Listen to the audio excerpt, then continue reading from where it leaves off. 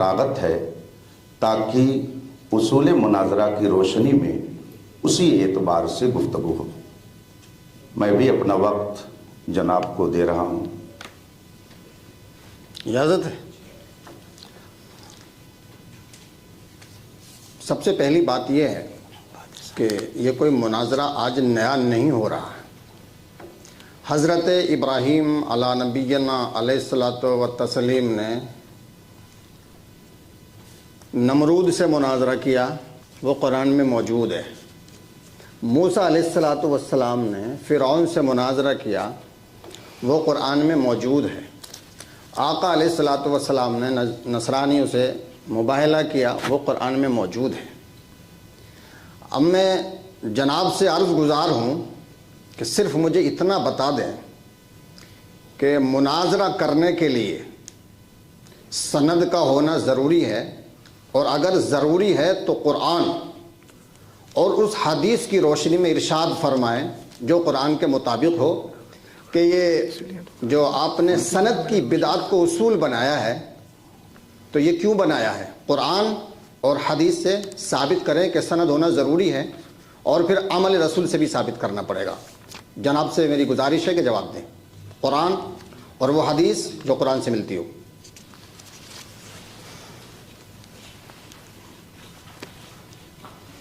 بسم اللہ الرحمن الرحیم۔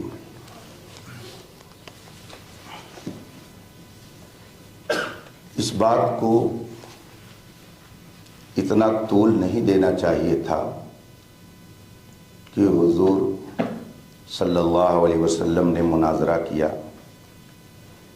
اور حضرت ابراہیم علیہ الصلاۃ والتسلیم نے مناظرہ کیا، اس لیے کہ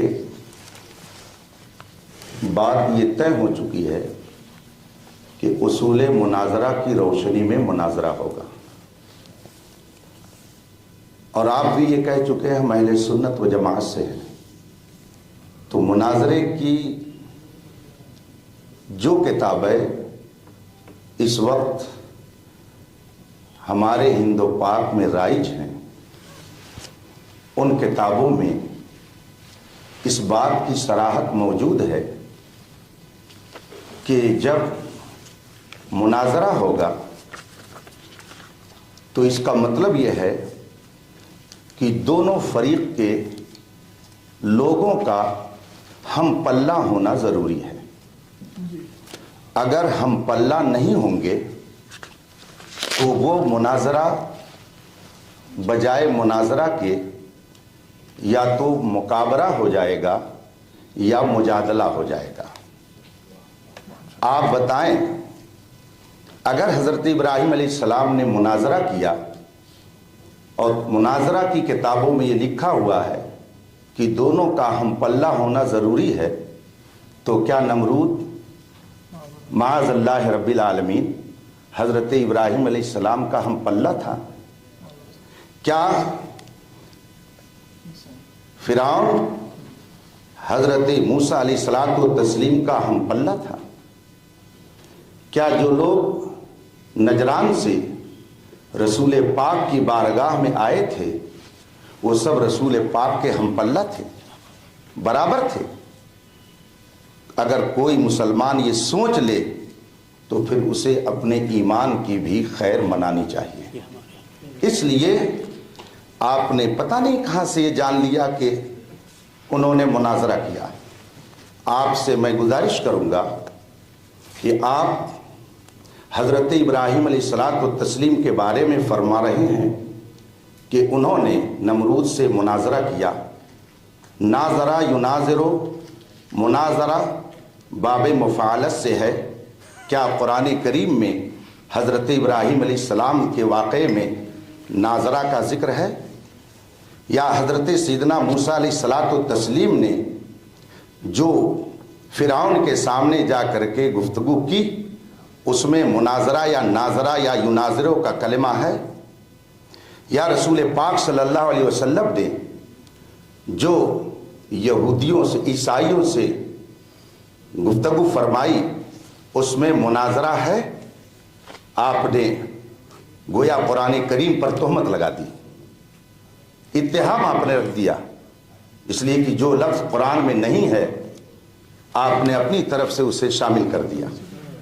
یہ بہت عجیب بات ہے. مناظرہ کی یہ کتاب ہے. آپ کا کیا نام محترم؟ شفیق. آئیے میرے پاس آ جائیے. آ جائیے. آپ بھی آ جائیے. اور دونوں حضرات یہ ان کے پاس لے جائیں اور ان سے میری یہ گزارش ہے کہ وہ اس مناظرے کی تعریف کو ان سے معلوم کر کے یہ بتائیں، وہ ہم سب کو سمجھائیں کہ اس کا معنی کیا ہوتا ہے. یہاں سے کہیے کہ وہ سمجھائیں اس کو. یہ مناظرے کی کتاب ہے. میں اپنی گفتگو کو ختم کرتا ہوں. آپ اس کو لے جائیے، میں جواب دوں گا. نہیں، مجھے کتاب نہیں چاہیے، آپ لے جائیے، وہاں رکھ دیجیے. ایسا نہیں ہوتا ہے مناظرہ، یا اصول مناظرہ ایسا نہیں طے ہوتے ہیں. ہم بتائیں گے کیسے طے ہوتے ہیں. آپ بتائیں. جی بتائیں گے، بالکل بتائیں گے، اسی لیے تو آئے ہیں. چونکہ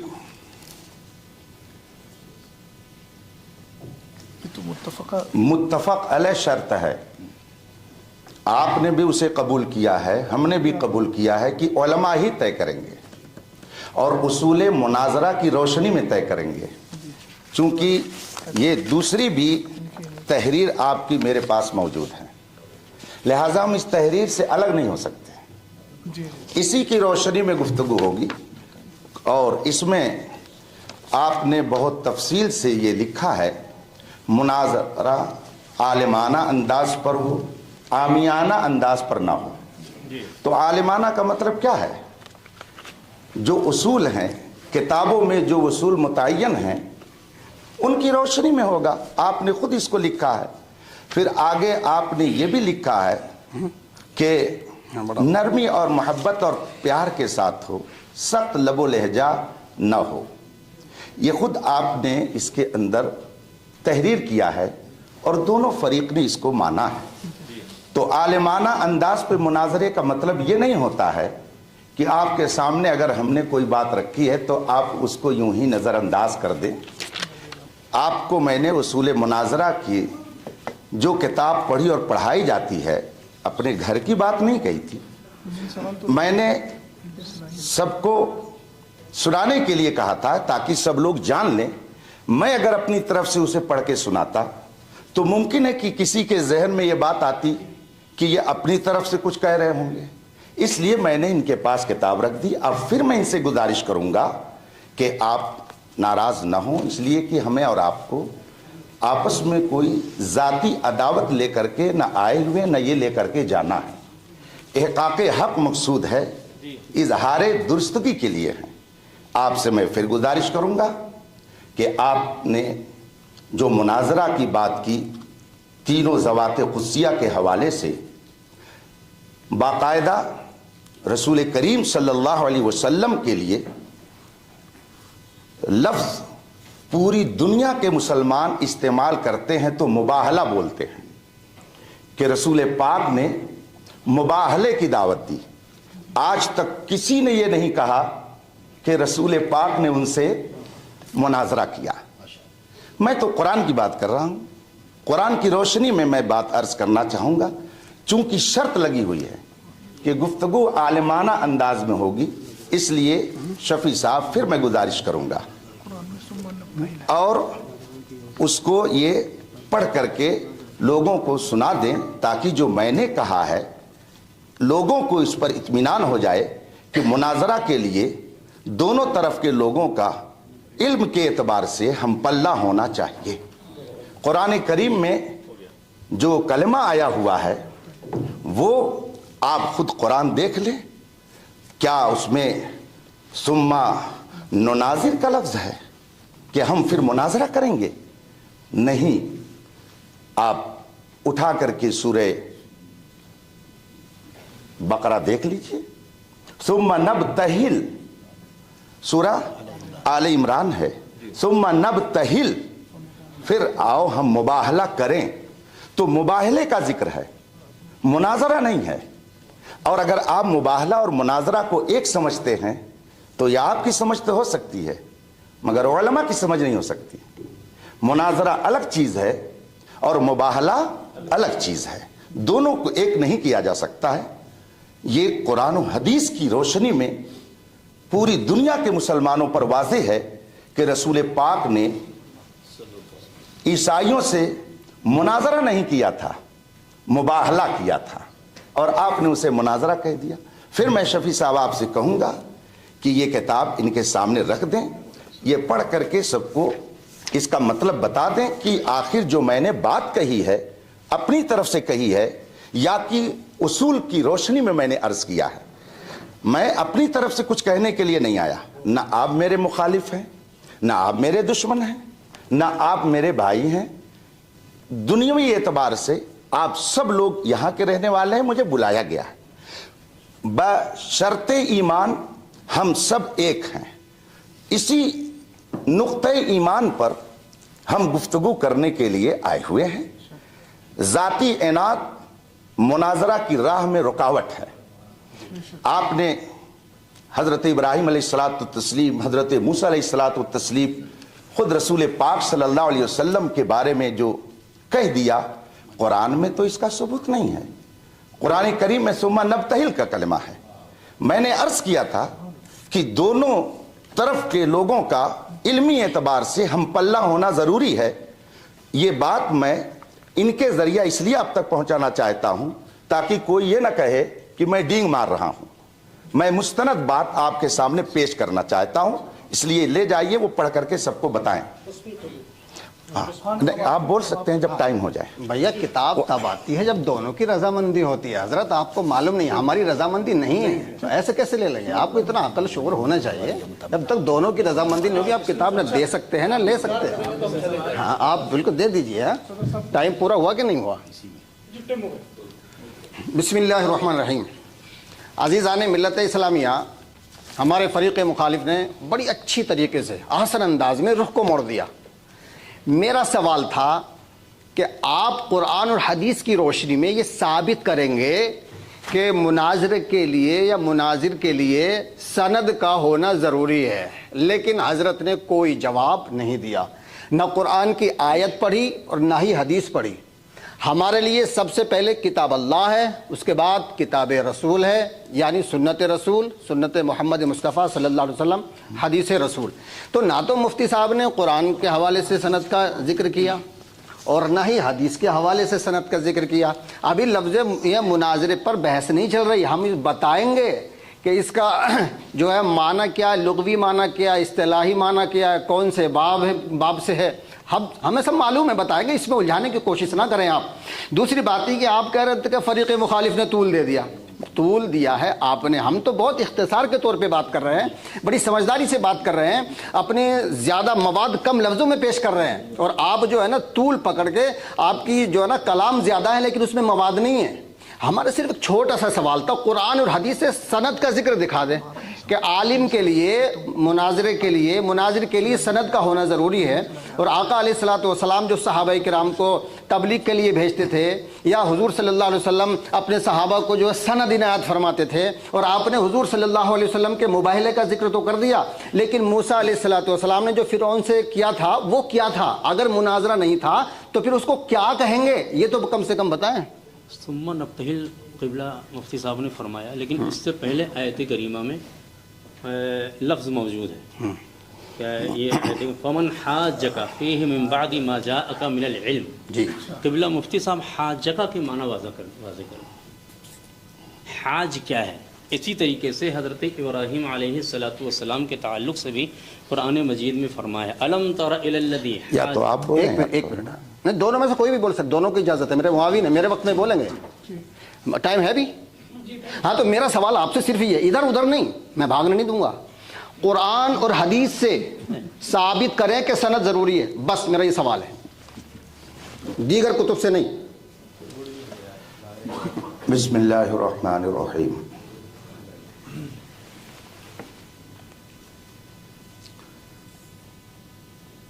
جب آپ نے اپنے آپ کو اہل سنت و جماعت سے کہہ دیا تو اہل سنت کے اصول اور اس کے ضوابط کو ماننا پڑے گا. اصول و ضوابط کو ماننا پڑے گا. اگر ایسا نہیں ہے تو بتائیے صوفی اسلامک بورڈ کی طرف سے جو اتنی شرطیں لکھ کر کے دی گئی ہیں کیا یہ قرآن میں ہیں؟ کیا یہ حدیث میں ہیں؟ اگر یہ شرطیں قرآن اور حدیث میں مذکور ہیں تو اس کا حوالہ دے کر کے ہمارے علم میں اضافہ کیا جائے. اس کے اندر کل شرطیں جو ذکر کی گئی ہیں 8 ہیں. 8 شرطیں لکھ کر کے اس صوفی اسلامک بورڈ کی طرف سے جامعہ بلال کو پہنچی ہیں. تو کیا یہ 8 شرطیں قرآن و حدیث سے ثابت ہیں؟ اور ہر ایک کی دلیل کیا قرآن و حدیث میں ہے؟ اور پھر یہ کہنا کہ ہم قرآن اور حدیث کو مانتے ہیں. آپ کے بغل میں مصباحی عالم بیٹھے ہوئے ہیں, ان سے پوچھ لیجئے کیا شریعت اسلامیہ کی دلیل صرف 2 ہی ہے, قرآن اور حدیث؟ اس کے علاوہ کیا اور دلائل نہیں ہیں جن سے احکام شریعہ کا ثبوت ہوتا ہے؟ اگر مصباحی صاحب اس کو بیان کر دیں کہ نہیں ہم صرف 2 ہی دلیل مانتے ہیں, قرآن اور حدیث, تو پھر آگے اس پر بھی گفتگو ہو سکتی ہے. مگر میں یہ سمجھتا ہوں کہ وہ ہرگز ایسا نہیں کہیں گے, اس لیے کہ ان کے نام کے ساتھ مصباحی لگا ہوا ہے. انہوں نے اصول الشاسی پڑھی ہوگی, پہلے صفحے پر لکھا ہوا ہے ادلہ شرعیہ 4 ہیں, یعنی 4 ایسی چیزیں ہیں جن سے شریعت کے احکام کا ثبوت ہوتا ہے. آپ 2 کہہ رہے ہیں, جبکہ اہل سنت کی جملہ علماء اس بات پر متفق ہیں, جتنے سنی علماء ہیں سب کا اس بات پر اتفاق ہے کہ احکام شرعیہ کے دلائل 4 ہیں, قرآن, حدیث, اجماع امت اور قیاس, جس کو قیاس شرعی کہا جاتا ہے. تو آپ صرف 2 کی رٹ لگائے ہوئے ہیں. تو اگر آپ 2 کے منکر ہیں تو پھر آپ کا اہل سنت سے اپنے آپ کو بتانا بھی محل نظر ہوگا. اس لیے یہ بات نہ کہی جائے کہ ہم صرف قرآن اور حدیث کی دلیل مانتے ہیں, ورنہ 8 شرطیں جو آپ کی طرف سے آئی ہیں ان کی آپ ہم کو دلیل دے دیجئے. ہم انشاءاللہ سند کے حوالے سے قرآن کریم اور احادیث طیبہ سے اس کی دلیل پیش کر دیں گے. پہلے ان 8 شرطوں کی دلیل قرآن و حدیث سے, اور پھر یہ کیا احکام شرعیہ کا ثبوت صرف 2 ہی دلیل سے ہوتا ہے یا اور بھی کچھ دلیلیں ہیں جن سے احکام شرعیہ کا ثبوت ہوتا ہے.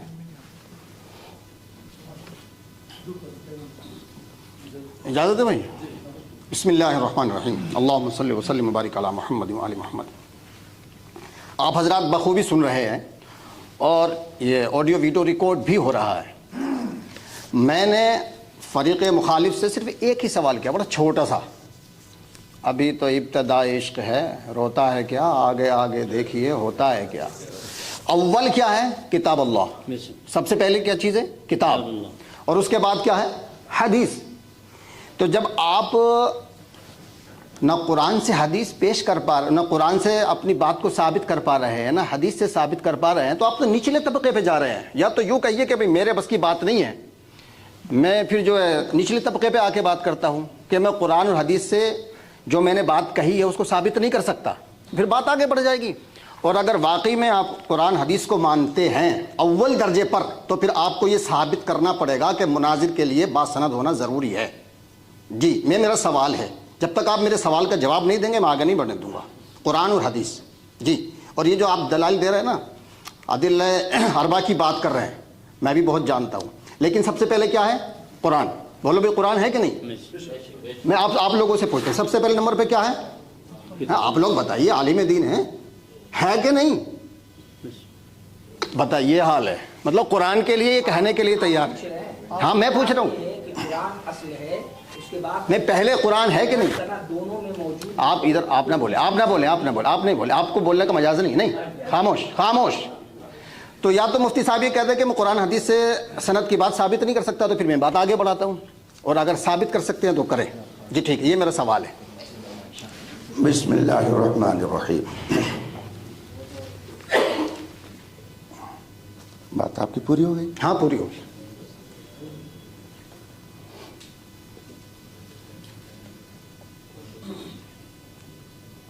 قرآن کریم میں فرمایا گیا ہے، بسم اللہ الرحمن الرحیم،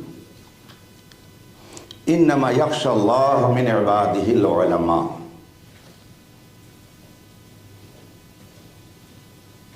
اللہ کا خوف رکھنے والے علماء ہیں.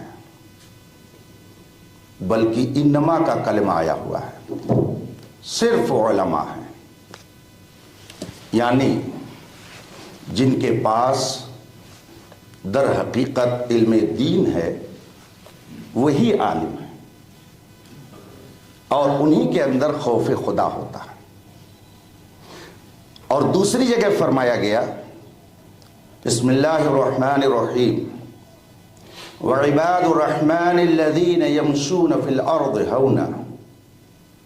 رحمان کے بندے وہ ہیں جو زمین پر آہستہ آہستہ چلتے ہیں، اکڑ کر نہیں چلتے، ان کی گفتگو میں تکبر نہیں ہوتا ہے. وَإِذَا خَاطَبَهُمُ الْجَاهِلُونَ قَالُوا سَلَامًا. اور جب ان سے کوئی جاہل گفتگو کرتا ہے تو ان سے وہ بحث نہیں کرتے. وَإِذَا خَاطَبَهُمُ الْجَاهِلُونَ قَالُوا سَلَامًا. جب اللہ کے ان بندوں سے جاہل مخاطب ہوتے ہیں تو ان سے بحث نہیں کرتے، بلکہ کہتے ہیں سلامتی ہو، ہمیں جانے دیجیے. یہ قرآن نے ہمیں بتایا. آپ عالم ہیں کہ نہیں ہیں، چونکہ ہم نے پہلے ہی کہہ دیا کہ یہ پہلا آپ سے تعارف ہے، تو ہمارے پاس جاننے کا ذریعہ کیا ہے؟ دل میں آدمی کے جو کچھ ہوتا ہے یا دماغ میں جو کچھ ہوتا ہے اس کو ظاہر کرنے کا دو ذریعہ ہے، یا تو زبان اور یا تو قلم. دو چیزیں ہیں جن سے مافی ضمیر کو جانا جاتا ہے. اس زمانے میں نہ تو دارالعلوم تھے، نہ ہی اس زمانے میں نور الانوار اور اصول الشاسی پہلے نہیں تھے، اور یہ ساری کتابیں پہلے تھیں. زمانے میں نہیں تھے. رسول پاک صلی اللہ علیہ وسلم کے زمانے میں یہ چیزیں موجود نہیں تھیں. تو کیا آپ کہہ سکتے ہیں کہ جب یہ سب اس زمانے میں نہیں تو آج بھی اس کا اعتبار نہیں ہوگا؟ کیا یہ کہہ کر کے آپ الگ ہو سکتے ہیں؟ دل کی بات، دماغ کی بات کو جاننے کا دو ہی ذریعہ ہے. القلم احد اللسانین. قلم دو زبانوں میں سے ایک ہے. چونکہ اس زمانے میں کذب، جھوٹ، غلط روی کم تھی، اس لیے اس زمانے میں بہت ساری چیزوں کی ضرورت نہیں محسوس ہوتی تھی. پہلے لوگ دنیا میں کہیں بھی چلے جاتے تھے، نہ پاسپورٹ کی ضرورت پڑتی تھی، نہ اس میں فوٹو کی ضرورت پڑتی تھی. لیکن آج ایک فارم بھرنے کے لیے آپ کو فوٹو کی ضرورت ہے. کیوں؟ آخر حالات بدلتے ہیں تو احکام بھی بدلتے ہیں. اس زمانے میں خوف خدا لوگوں کے اندر تھا، تو کوئی جاہل عالم کا لبادہ اوڑھ کر لوگوں میں گمراہ کرنے کے لیے نہیں جاتا تھا. مگر بعد کے زمانے میں لباس خضر میں یا سینکڑوں رہزن بھی پھرتے ہیں. اگر دنیا میں رہنا ہے تو کچھ پہچان پیدا کر، اس لیے سند کی ضرورت پڑتی ہے. تو علم تو آدمی کے دل و دماغ میں ہوگا، مگر اس کا اظہار کیسے ہوگا؟ ہم جانیں گے کیسے کہ یہ انجینئر ہے؟ تو آپ چھوٹے سے چھوٹے محکمے میں چلے جائیے، وہ بھی آپ سے کہے گا کہ लाओ ज़रा मार्कशीट तो देखें, तब तुम्हारा अपॉइंटमेंट करने के लिए सोचेंगे। ये ऐसी बात नहीं है कि जिस पर आप बरफरोख्ता हों, इस पर नाराज होने की जरूरत नहीं है। आपके पास अगर सनद नहीं है तो हम जिद थोड़ी करेंगे कि आप दिखाइए। आपसे हमने ये बात इसलिए कही कि इसमें शर्त आप ही की तरफ से आई हुई है कि आलिमाना तर्ज में गुफ्तगू होगी। और जाहिल के लिए कुरान ने फरमाया है वइज़ा ख़ातबहुमुल जाहिलून क़ालू सलामा। अल्लाह के बंदे जब जाहिलों से गुफ्तगू करते हैं तो बहस नहीं करते। कुरान करीम में अल्लाह तबारक व तआला ने फरमाया है फस्अलू अहल ज़िक्र इन कुंतुम ला तालमून। नहीं जानते हो तो जो अहले इल्म है उनसे पूछो। कुरान करीम में मुतादिद मकामात पर इल्म की कैद लगाई गई है। हम नहीं जानते हैं कि आपका मबलग इल्म क्या है, इसलिए अगर हमने सनद की बात कह दी तो आपको उस पर नाराज नहीं होना चाहिए। अगर आपके पास नहीं है तो कोई मसला नहीं। और यहां चूंकि सब लोग अपने आप को अहले सुन्नत की शक्ल में पेश कर रहे हैं, इसलिए इसमें किसी का कोई इख्तलाफ नहीं। एक छोटा सा मुस्लिम बच्चा भी जानता है कि कुरान करीम सबसे अहम है। तो जो चीज बदीही हो उसके लिए किसी दलील की जरूरत नहीं पड़ती है। आप लोग इस वक्त मेरे सामने बैठे हैं, अब कोई मुझसे कहे कि शफी साहब सामने आपके बैठे थे, अभी आपके सामने है, क्या दलील है? तो मैं समझता हूं इतने लोग बैठे हैं इधर और इतने लोग बैठे हैं इधर, आप लोग दलील दीजिए कि हम आपके सामने बैठे हैं। यह बदीही चीज है और बदीही चीज पर दलील का मुतालबा नहीं किया जाता है। इसलिए यह कहना कि सनद जरूरी है, मैंने पहली गुफ्तगू में मुस्तनद की बात की थी और दूसरी जो मेरी गुफ्तगू थी शायद आपके जहन से वो निकल गई है। मैंने उस सिलसिले में कहा था कि मुनाजरे के लिए दोनों का हम पल्ला होना जरूरी है। अब इसको मैं जानूं कैसे? मेरा आपका पहला साबका है। आपको अगर ख्वाहिश होती तो आप मुझसे भी मुतालबा कर लेते, अगर मेरे पास नहीं होती तो मैं माजरत कर जाता। इसलिए कि जो अहले इल्म है उन्हें खुदा का खौफ होता है। मुनाजरा किसी को नीचा दिखाने के लिए नहीं बल्कि इजहार हक के लिए है, इजहार हक के लिए होता है। इसलिए आपके पास अगर सनद नहीं है तो हमारा जबरिया मुतालबा नहीं है। और ये बच्चा बच्चा जानता है कि कुरान करीम इस्लाम की बुनियादी किताब है, उसके बाद रसूल पाक की अहादीस तैयबा हैं, उसके बाद इजमाई उम्मत है, उसके बाद कयास है। तो जो चीज़ बदीही हो उस पर किसी को कलाम करने की ज़रूरत नहीं होती है। अगर आपके पास कोई ऐसा माकूल जवाब नहीं है तो आप कह सकते हैं कि मैं सनद नहीं लाया या मेरे पास नहीं है। आप मुझसे अगर मुतालबा करेंगे, अगर मेरे पास नहीं रहेगी तो मैं भी माजरत कर लूँगा। मगर चूंकि कुरान का फरमान है कि वइज़ा ख़ातबहुमुल जाहिलून क़ालू सलामा, जाहिलों से जब गुफ्तगू करते हैं अल्लाह के नेक बंदे तो उनसे बहस नहीं करते बल्कि उनसे कहते हैं सलामती हो, हम अपने रास्ते पर और आप अपने रास्ते पर। कुरान ने ये हमको सबक दिया है, इसलिए हमने वो बात कही थी। लेकिन अगर आप उसको नहीं पेश करना चाहते हैं तो मेरा कोई जबरी मुतालबा नहीं है। जबरी मुतालबा नहीं है। माशाअल्लाह, बहुत अच्छी गुफ्तगू रही और मैं फ़रीक़ मुखालिफ के तर्ज़ तकल्लुम को दाद देता हूँ। बहुत अच्छी तकरीर की, इधर उधर की बातें भी की, मगर हमारे सवाल का जवाब नहीं दिया और ख़ुद इकरार कर लिया कि रसूल के ज़माने में सनदें नहीं होती थीं। हज़रत माजिद साहब जी, लेटर के मुताबिक जो है खत जो दिया गया है इसमें जो है होना जरूरी है। तो अब हमारे हजरत क्या बोल रही हैं, आप कहाँ से पा रहे हैं? मेरे भाई सुन तो लें, आप बीच में ना बोले, अभी बात कर। अरे तो हम सुन तो देखिए, हाँ मुझे जवाब देने दे भाई साहब, बीच में ना बोले, जवाब देने दे मुझे। हाँ अब बीच में ना बोले आप, ये खिलाफ कानून है मुनाजरे के लिए। कुरान और सही हदीस के मुताबिक हज़रत ने मेरे सवाल का जवाब नहीं दिया। आप सारे हजरात सुन भी रहे हैं और देख भी रहे हैं اور یہ کہا کہ رسول کے زمانے میں سند نہیں ہوتی تھی۔ جب رسول کے زمانے میں سند نہیں ہوتی تھی تو پھر اب آپ مطالبہ کیوں کر رہے ہیں؟ دوسرا جواب انہوں نے کیا دیا کہ ہم جبراً سند کا مطالبہ نہیں کر رہے، مطالبہ کر بھی رہے ہیں اور کہہ رہے کہ ہم مطالبہ نہیں کر رہے۔ تو جبری کہا نا، جبری کہا نا بھی، ارے تو بھیا مادہ تو ہے نا اس میں جی۔ تو یہ تو واضح ہو گیا سب کے سامنے کہ مفتی صاحب ہمارے فریق مخالف قرآن اور حدیث سے سند کی دلیل نہیں دے پائے۔ اب دیکھیے، مجھے تو صرف یہ دیکھنا تھا کہ یہ دلیل دے پائیں گے یا نہیں دے پائیں گے، لیکن نہیں دے پائے۔ الحمدللہ رب العالمین، قرآن عظیم میں اللہ نے ارشاد فرمایا وَفَوْقَ كُلِّ ذِي عِلْمٍ عَلِيمٍ، ہر علم والے کے اوپر ایک علم والا ہے، اور یہ سلسلہ اللہ تبارک و تعالیٰ تک پہنچتا ہے۔ اگر کوئی یہ کہ میں بہت بڑا عالم ہوں تو پھر اس کا مطلب یہ ہے کہ اس کو غرور ہے، کیونکہ سب سے بڑا عالم اللہ تبارک و تعالیٰ ہے قرآن کے مطابق، وَفَوْقَ كُلِّ ذِي عِلْمٍ عَلِيمٍ۔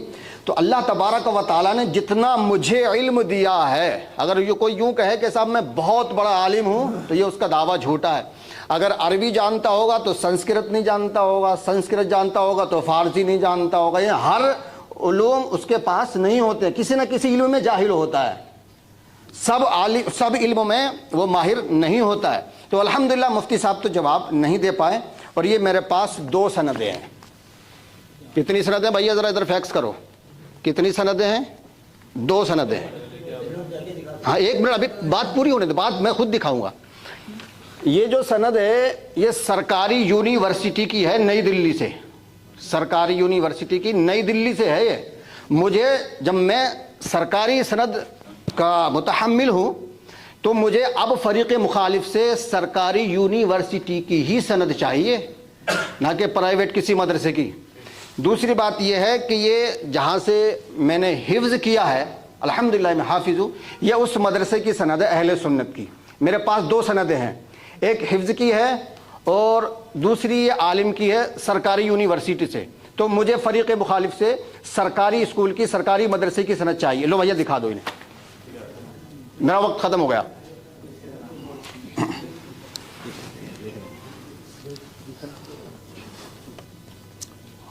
ہو گیا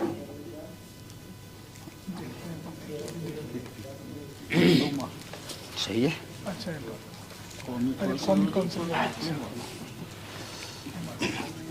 تشریف رکھیں آپ لوگ، لائیے بیٹھیں آپ لوگ۔ بسم اللہ الرحمن الرحیم۔ رفیقان محترم،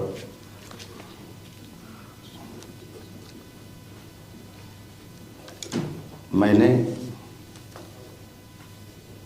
شروع میں اسی لیے یہ بات کہی تھی کہ آپ کا تعلق کس جماعت سے ہے۔ آپ نے اس بات کا اقرار کیا کہ ہم اہل سنت و جماعت ہیں، اور اہل سنت و جماعت کے نزدیک، علماء اہل سنت کے نزدیک، قرآن و حدیث کے علاوہ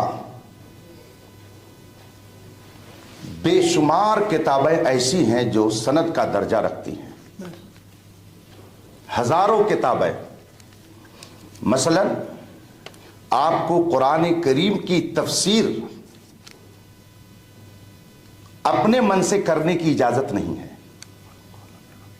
رسول پاک صلی اللہ علیہ وسلم نے ارشاد فرمایا من کذب علی متعمدا فلیتبوأ مقعدہ من النار،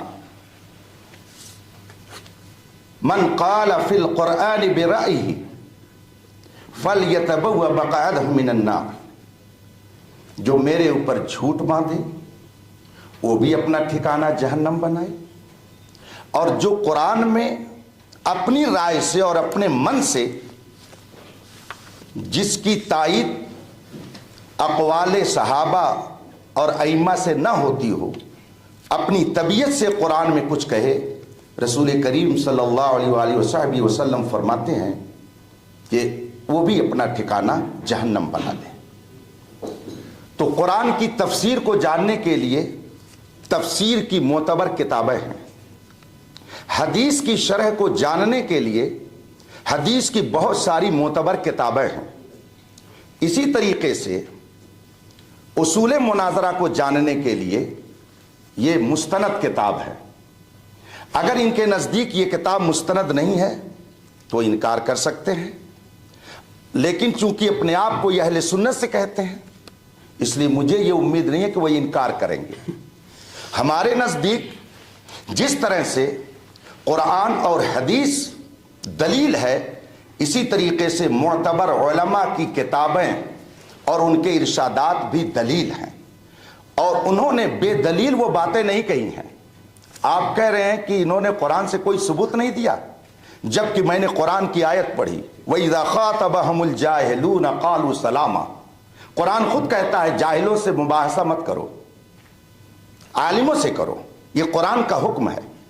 اور آپ چونکہ قاری صاحب معذرت چاہتا ہوں، آپ نے جو سند دکھائی ہے یہ عالم کی سند نہیں ہے، کہیں آپ نے 2-4 کتابیں اردو کی پڑھ لی ہوں گی اور یہ ڈپلومہ ہے جو آپ نے لے لیا ہے، اس کا مطلب آپ کے پاس عالم کی سند نہیں ہے۔ اور مناظرہ کے لیے دونوں کا برابر ہونا ضروری ہے۔ آپ کو میں عبارت پڑھ کے سنا دیتا ہوں، قسم کھا کے کہتا ہوں قاری صاحب آپ یہ عبارت عربی کی نہیں پڑھ سکتے ہیں، خدا کی قسم نہیں پڑھ سکتے ہیں۔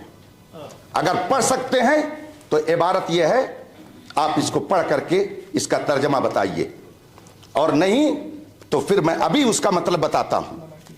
آپ نے جو سند پیش کی ہے یہ اردو پڑھنے والوں کی جو ڈپلومہ کرتے لوگ گھر پہ بیٹھ کر کے، یہ عالم کی سند نہیں ہے۔ آپ لوگ نہیں بولیں، چپ بیٹھے رہیں، یہ کتاب ان کو دے دیجئے، اگر وہ پڑھ کر کے اس کا مطلب بتا دیتے ہیں تو پھر میں یہ تیسری بار ان کے سامنے بھیج رہا ہوں۔ تم بیٹھو، بیٹھو، آپ لوگ دیکھیے حالات اور سمجھیے۔ اب میں اگر ہم چونکہ اہل سنت و جماعت سے ہیں، ہم اپنے اکابر کو قابل اعتبار مانتے ہیں، ان پر ہمارا اعتماد اور بھروسہ ہے۔ اور یاد رکھیے یہ کوئی ایسے عالم نہیں ہیں کہ جن کو آپ بریلوی کہہ کر کے نظر انداز کر دیں۔ ان کا انتقال 1083 ہجری میں ہوا، گویا تقریباً 400 سال پہلے کی یہ کتاب ہے۔ یہ 400 سال پہلے، گنتی میں ادھر ادھر ہو سکتا ہے۔ اس میں یہ لکھتے ہیں کہ مناظرہ کو مناظرہ کیوں کہا جاتا ہے، اس کی وجہ یہ بیان کرتے ہیں کہ اس میں اس بات کی طرف اشارہ ہے۔ میں عربی عبارت اس لیے نہیں پڑھوں گا تاکہ وہ دوبارہ اس کو نقل نہ کر سکے، ترجمہ پڑھ رہا ہوں، عبارت وہ پڑھ دیں، پوری مجلس پر ان کا احسان ہوگا، پوری مجلس پر ان کا احسان ہوگا۔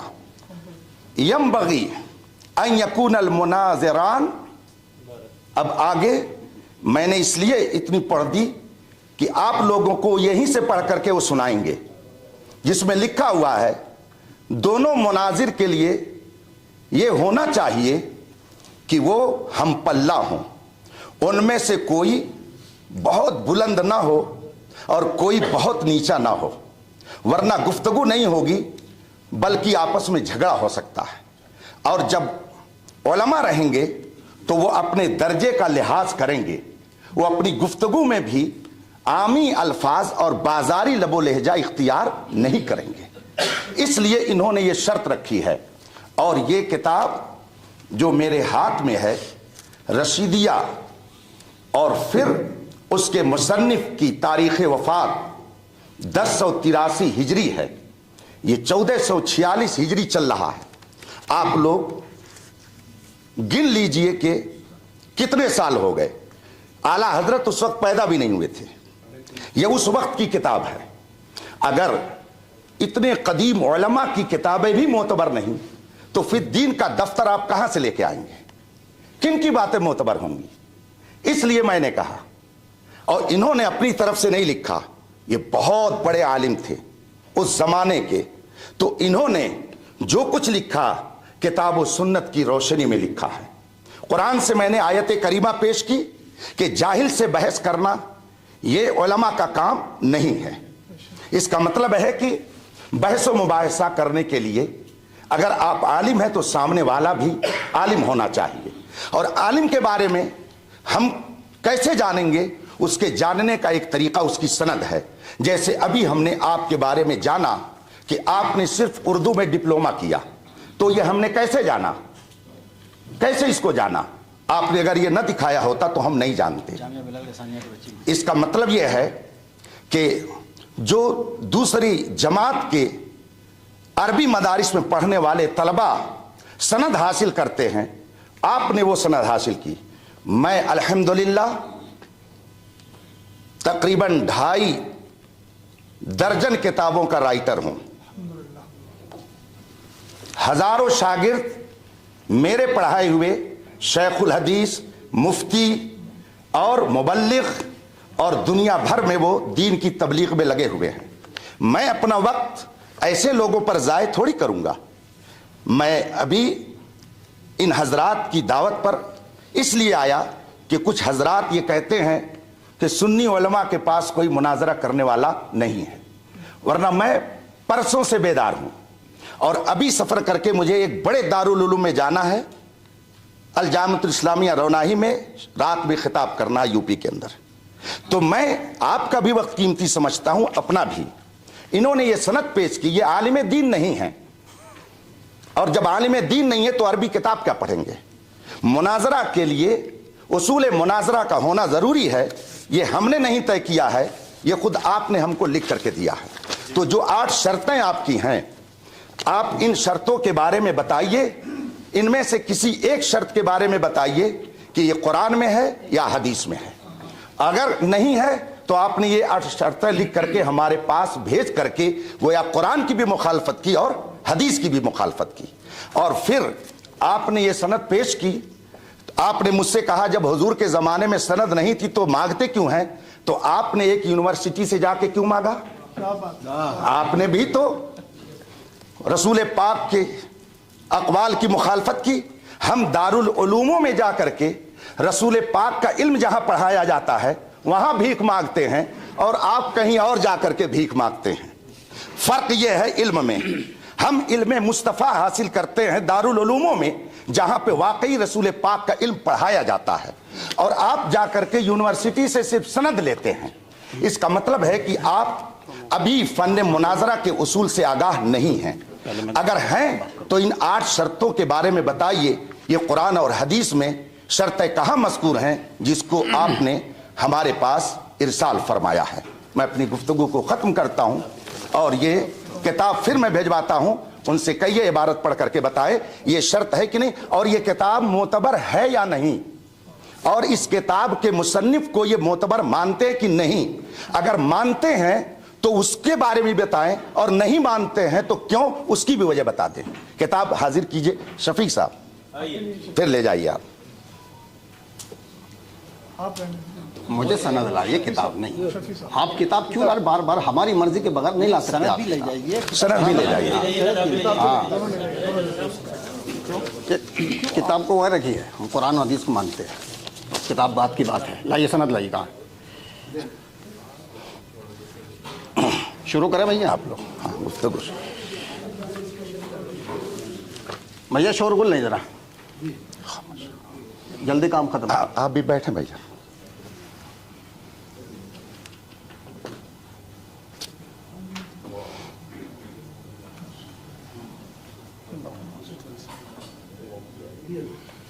کام کر رہے ہیں، خلل واقع ہوگا،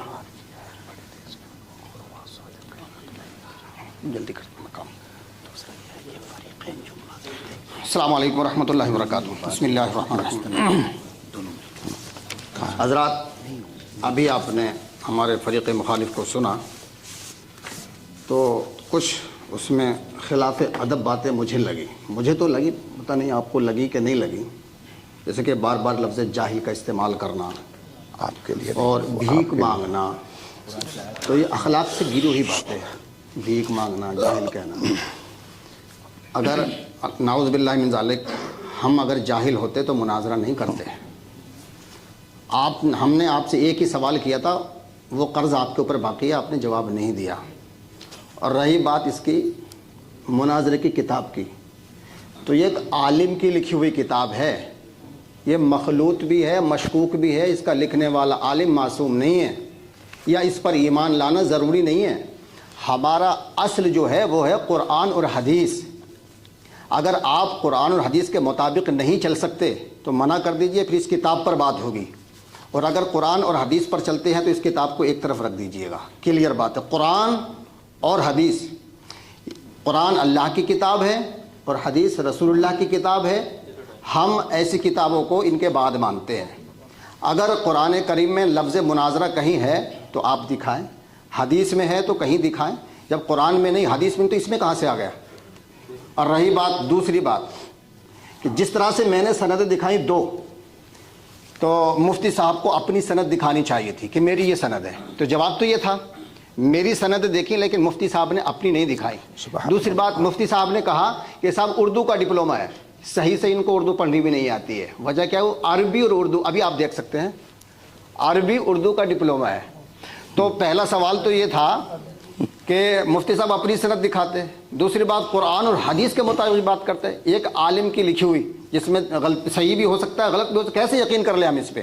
یا تو آپ یوں کہتے کہ قرآن و حدیث پر ہمارا یقین نہیں ہے تو پھر اس کتاب پر بات ہوتی ہے، اگر یقین ہے تو قرآن حدیث کی روشنی میں بات کریں نا، قرآن حدیث کی روشنی میں بات کیوں نہیں کرتے آپ؟ لیجیے مولانا صاحب، کتنا ٹائم ہمارا؟ بات ہو گئی، 5 منٹ ہے نا؟ بات ہو گئی بات؟ ابھی نہیں، ابھی 5 منٹ ہے ہمارے 5 منٹ ہیں ابھی۔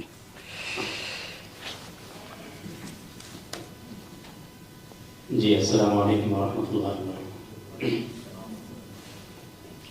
جی قبلہ مفتی صاحب سے میں یہ گزارش کروں گا، عرض کروں گا کہ یہ بھی آپ نے مناظرہ رشیدیہ کی وہ عبارت پیش کیا ہے، تو اس میں ینبغی بہتر ہے، مناسب ہے۔ ینبغی کا معنی قبلہ مفتی صاحب تائید کریں گے، وجوب نہیں ہے اس کا معنی کہ لازم ہے، ضروری ہے۔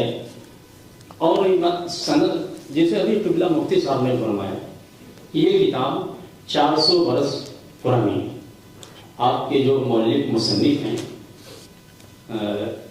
حضرت علامہ رشید احمد جونپوری رحمۃ اللہ علیہ، ان کا زمانہ جو ہے 400 برس پہلے کا ہے۔ اس سے پہلے تو کیا اہل سنت اس سے پہلے نہیں تھے؟ کیا اس سے پہلے مناظرے نہیں ہوتے تھے؟ اور اس کے اوپر چلے جائیں گے، یہ جو اصطلاحات ہیں، مناظرے کی اصطلاحات یا فقہ کی تفسیر، اصول تفسیر، فقہ، اصول فقہ کی جتنی بھی اصطلاحات ہیں، نحو، صرف و نحو، یہ سب کی سب اصطلاحیں، کیا ساری اصطلاحیں زمانے نبوی کی نہیں، حتیٰ کہ کیا ہے حضرات صحابہ کرام رضوان اللہ علیہم اجمعین، حتیٰ کہ دور تابعین کی بھی یہ اصطلاحیں بہت سی کچھ ہیں، لیکن کچھ اصطلاحیں نہیں ہیں۔ تو سوال ہے کیا 400 برس پہلے اہل سنت نہیں تھے؟ کیا 400 برس پہلے مناظرے نہیں ہوتے تھے؟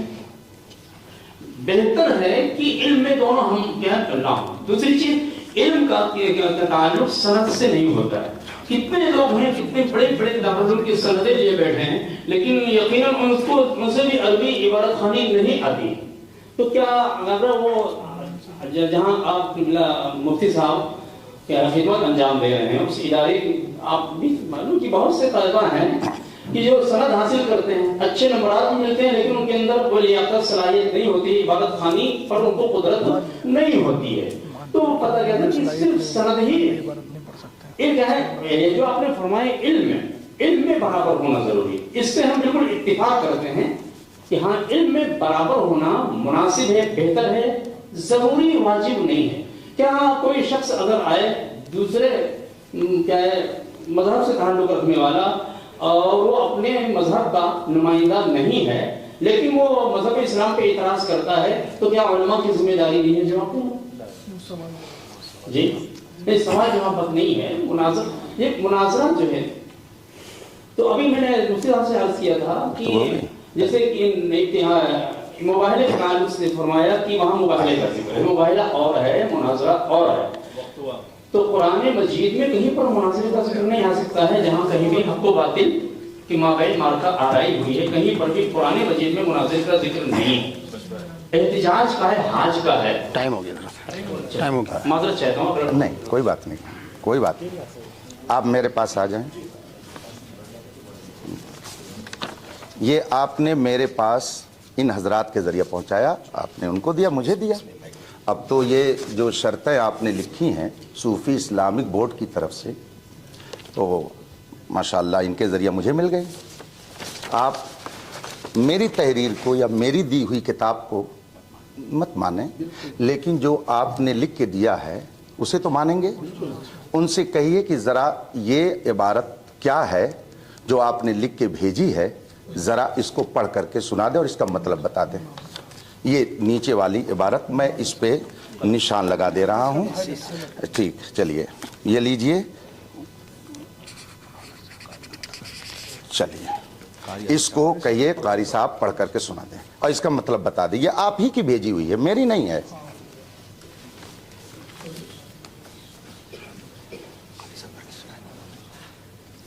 قاری صاحب پڑھ کر کے اسے سنائیں.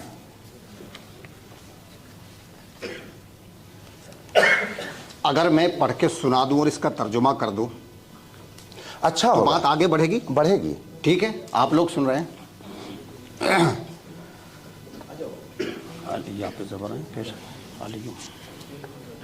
ٹھیک ہے, وہ تو آپ نے لکھ کے دیا, بات تو آگے بڑھے گی انشاءاللہ. علی مع القرآن والقرآن مع العلی لن یفترقا حتی یریدا علی الحوض ھذا حدیث صحیح الاسناد.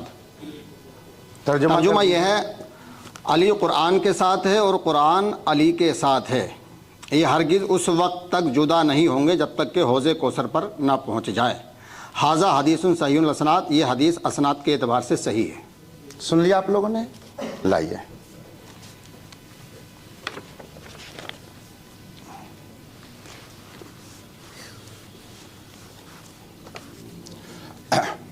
بسم اللہ الرحمن الرحیم.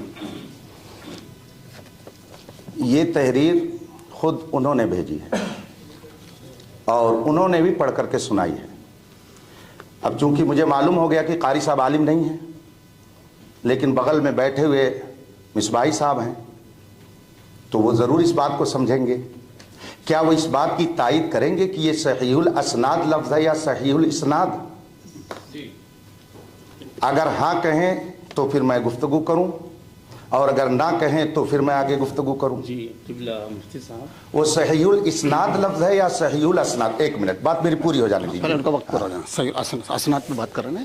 صحیح الاسناد باقاعدہ ریکارڈ ہے, اور اس کو آپ صحیح الاسناد پڑھیں یا صحیح الاسناد, دونوں صورتوں میں ہم یہ ثابت کرنا چاہتے ہیں کہ آپ نے خود ہمارے پاس لکھ کر کے بھیجا ہے کہ جو حدیث معتبر ہوگی وہ سند والی ہوگی. تو آپ نے خود ہی لکھ کر کے بھیجا ہے کہ سند ضروری ہے حدیث کو ماننے کے لیے. اگر حدیث کو ماننے کے لیے سند ضروری ہے تو کیا آپ کو ماننے کے لیے سند کی ضرورت نہیں ہے؟ آپ نے خود یہ لکھ کر کے بھیجا ہے اور اس میں لکھا ہوا, یہ میری تحریر نہیں ہے. تو آپ حدیث رسول کے لیے تو سند چاہیں اور ہم آپ سے گفتگو کرنے کے لیے سند کا مطالبہ نہ کریں. آپ خود لکھ رہے ہیں کہ ہم حضور کی حدیث وہی مانیں گے جس میں سند ہوگی. تو الحمدللہ میں علم والا ہوں, میں بھی اسی سے مناظرہ کروں گا جس کے پاس سند ہوگی. اس لیے کہ اگر آپ کے نزدیک کوئی حدیث بغیر سند کے معتبر نہیں تو میرے نزدیک کوئی مناظر بغیر اپنی علمی لیاقت کو بتائے ہوئے معتبر نہیں ہو سکتا. اور آپ نے جو عبارت پڑھی ہے, آپ کتب حدیث اٹھا کے دیکھ لیجئے, مناظرے کی کتابیں دیکھ لیجئے, اصول حدیث کی کتاب دیکھ لیجئے. آپ نے جو پڑھا ہے شاید کوئی آپ کی حمایت میں نہ ملے. خود آپ کے بغل میں مصباحی صاحب بیٹھے ہوئے ہیں, وہ بھی اس مسئلے میں آپ کی حمایت نہیں کر سکتے. اسی لیے میں نے کہا کہ مناظرہ کرنے کے لیے عالم ہونا چاہیے. ہم کسی بے علم سے مناظرہ کرنے کے لیے تو نہیں آئے ہیں. اور رہی بات یہ کہ آپ جاہل کہہ رہے ہیں, میں الحمدللہ قوت حافظہ صحیح رکھتا ہوں. میں نے آپ کو جاہل نہیں کہا ہے. میں نے قرآن کی آیت پڑھی تھی. اگر اس کا ترجمہ کرنا یہ بے ادبی ہے تو آپ بے ادبی کا الزام میرے اوپر نہیں لگا رہے ہیں, قرآن پر لگا رہے ہیں. اور آپ نے کتنی بڑی بات یہ کہہ دی کہ یہ بے ادبی کر رہے ہیں. میں قرآن پڑھ کر کے سناؤں. قرآن نے فرمایا وَإِذَا خَاطَبَهُمُ الْجَاهِلُونَ قَالُوا سَلَامًا. تو کیا قرآن نے جاہل کہہ کر کے لوگوں کی بے ادبی کی ہے؟ اگر ہم نے بے ادبی کی تو یہ بے ادبی قرآن نے پہلے کی ہے. پہلے اس کا آپ جواب دیجئے کہ کیا قرآن کا ترجمہ پڑھ کر کے بتانا اور قرآن کی آیت پڑھ کر کے سنانا بے ادبی ہے؟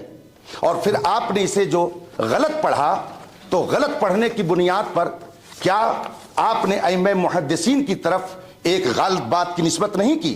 پھر تیسری بات یہ ہے کہ جب آپ صحیح حدیث کے لیے سند چاہتے ہیں تو آپ سے میرا مطالبہ ہے کہ رسول پاک صلی اللہ علیہ وسلم نے کہاں حدیث میں فرمایا کہ میری وہی حدیث ماننا جس کی تمہارے پاس سند ہوگی؟ وہ حدیث بتائیے جس میں رسول پاک نے فرمایا ہو کہ میری کوئی حدیث بغیر سند کے مت ماننا. اگر ایسی کوئی حدیث نہیں ہے تو آخر محدثین نے یہ شرط کیوں لگائی؟ اس کا مطلب یہ ہے کہ محدثین نے قرآن کی بھی مخالفت کی اور حدیث کی بھی مخالفت کی.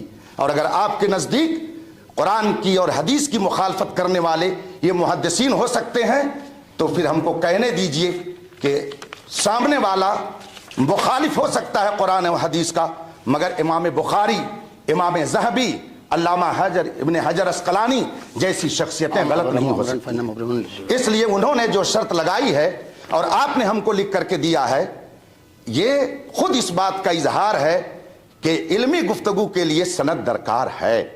ینبغی کا لفظ آپ نے استعمال کیا کہ یہ ہو سکتا ہے، یہ مناسب کے معنی میں ہو، ٹھیک ہے، لیکن ینبغی کا معنی صرف مناسب ہی نہیں آتا ہے.